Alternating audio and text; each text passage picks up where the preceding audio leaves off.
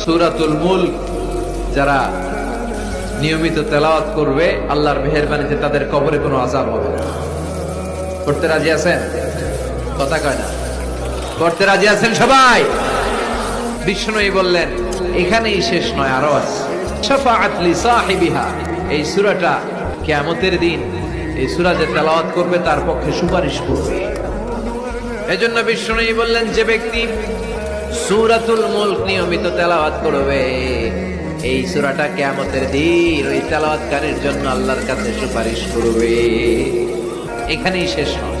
বিষ্ণুই বললেন খাসামাত আন সাহিবিহা, এই সূরা যে তেলাওয়াত করবে তার পক্ষে আল্লাহর সাথে এই সূরাটা দাঁড়িয়ে তার পক্ষ নিয়ে আল্লাহর সাথে তর্ক করবে, ঝগড়া করবে। আল্লাহ তুমি ওরে জান্নাত দিবা না কেন, ওরে মাফ করবা না কেন? তুমি না গফুর, তুমি না গফফার, তুমি না রহিম, তুমি না রহমান, তুমি মাফ করে দাও।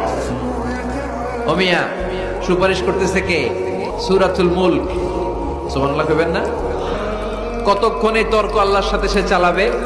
হাত্তা আদখালাহুল্লাহুল জান্নাহ, যতক্ষণ না আল্লাহ তার জান্নাতে না ঢুকায়।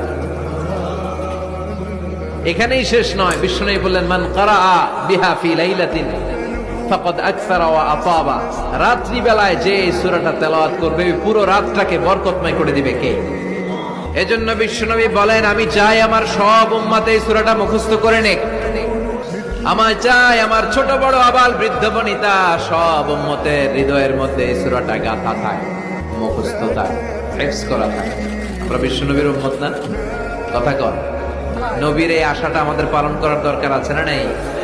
আমরা কি পারি না এই সূরাটা মুখস্থ করে রাখতে? মাত্র 30 আয়াত।